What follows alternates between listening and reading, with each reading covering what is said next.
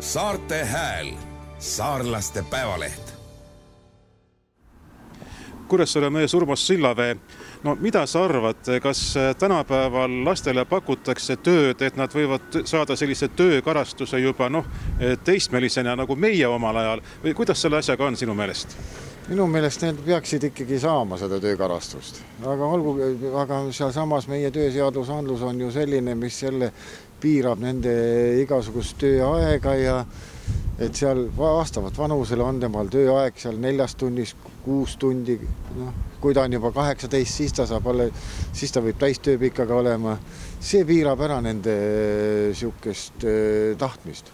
Ja olles kogenud seda asja siin aastaid tagasi, kus mul ka omal käisid objektil tööl noored, siis näed ära, kes tahab tööd teha, see teeb tööd, kes ei taha, see ei teegi tööd. Töö käib metsas Endine metsamees. Ja käivad lapsed ka tööl. Koolidega on lepingud, on koolimetskondi. Töö käib. See käib metsas, aga mida sa, Toivo, arvad, kas mujal ka lastele võimaldatakse niisugust tööd, nagu meie omal ajal koolipoistena tegime, või seadused on nii ranged, et keelavad töö tegemise just kooliõpilastel? No kuule, tööd võib ikka teha, aga igal pool peab ohutus olema garanteeritud. Ei tohi saata niisugusesse kohta, kus võib õnnetusi juhtuda. Aga võid kaevata maad, võid mulda visata, nii kuidas rammu kehas on. Aili Jalakas Kuressaare elanikuna, kas tuleb meelde, kui vanad olite, millal te esimese palga saite? Ja ma arvan, see oli vanuses kuskil 90 aastat, kui käisime koloosis kapsavagusega põlemas ja kartulimardikaid otsimas. Kas te olete ka kursis, kas praegu ka 90-aastased tüdrukud ja võib-olla nõks vanemad saavad tööd kas siin Kuressaares või Kuressaare lähedal?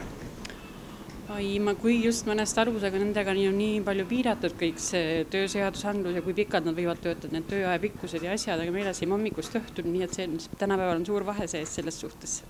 No mida see töökarastus teile omal ajal andis? Ega see konti ju ei murdnud ja vist oli päris hea meel sügisel kooli minna, kui omal väike taskuraha olemas oli. Ja absoluutselt ei murdnud. Me olime suurelapseline pere, meil 6 last ja me kõik käisime tööl. Ema oli koloosis raamatupidaja, isa töötas ka koloosis ja me seda tööd saime nii, et kõik me käisime tööl ja saime oma taskuraha sügiseks. Viivi Kilumest, ise te töötate Kuressaares juuksurina, aga ma arvan, et ometi see ei olnud siis päris see amet või see töö, mida te kooliplikana proovisite. Kas te olete koolitüdrukuna ka tööl käinud? Koolitüdrukuna olin maal, käisime koloosis tööl. Aga mis te arvate, kas tänapäeval lapsed ka saaksid sellist tööd, et neil oleks uhke tunne sügisel kooli minna, rahakott taskust võtta, et see on oma teenitud raha? No kindlasti on sellised firmased, kes võtavad tööle. Aga üldiselt vist vähe võitu, ega te ei tea mõnda firmat nimetada järsku? Ei tea. Ei ole kursis. Aga võiks vist olla tänapäeval ka niimoodi, nii nagu meil omal ajal oli, et saime tööd kas maal või ma arvan, et linnas ka. Noored tahavad kindlasti minna tööle. Nüüd saime jutule majandusmehega Aivar Sõrm. Kas tuleb meelde, millal sa teenisid esimese palga? Ma arvan, et palga selles mõttes ma teenisin kuskil võib-olla 3.–4. klassis, et käisin koloosis kive lappimas. Aga ütleme võib-olla teises tähendus ma arvan, et ma ei käinud koolis, ma kerisin maal vanatäidide juures lõngakerasid ja ma mäletan, et väike lõngakera oli 3 kopikit ja suur oli 5, aga need olid suht suured, nii et seda 3 kopikit andis ka teenida ikkagi. Ma ei julgeks täna võtta 10-12 aastast last tööle juba selles kontekstis, et töökaitseline aspekt on niivõrd ränk ja kuidagi pea kohal ripub. Selle lapsega peaks täna jumala eest tööl kõige väiksem õnnetus juhtuma ja siis oleks seda pahandust ikka ju jube palju. Kui sa nii laiemalt ringi vaadates, ilmselt on igas ettevõttes mingis lihtsamad töid, ma ei kujutan ette, kas mingit taljastust või midagi sellist, mida nagu kannataks ja mis oleks lapsele kasulik, ütleme töökasutuse mõttes ettevõttel ka mingi tarbimisväärtus, aga pigem mulle tundub, et massiivse liikumisena oleks igal juhul tegemist otsimisega ja poolvägisi punnitamisega, et ma kardan küll, et meil ei ole sellist massiivset laste tööle rakendamise võimalust üldse olemas, aga ei sirenda ka ju tegelikult. ma kardan küll, et see elu on selles mõttes läinud hulgaliselt komplitseeritumaks ja vaevalt, et selles kontekstis paremaks, et pigem me surume last töökasvatusest eemal, et kui kodus on iseasi nii palju kui teeme, aga sellist mujal küll mitte.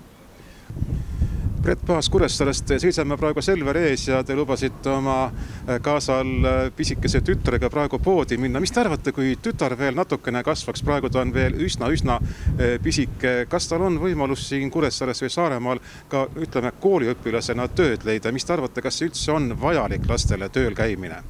Ma olen enam kui kindel, et see on väga vajalik, sest nii palju, kui ma olen lastega ise töötanud, siis tänapäeva lastel ei ole aru saama, mida tähendab raha teenimine, et see oma raha, et see tunnetus on nagu hästi oluline. Ja tegelikult Kuressaares on see võimalus täiesti olemas, on meil lehemüüjad, on meil jäätisemüüjad, võimalus on veel maakohtades, otsitakse maasikakorjajaid, mida iganes, et see võimalus on kindlasti Saaremaal olemas ja kui vähegi võimalik, siis ma suunan ka oma lapse kunagi sellel teele.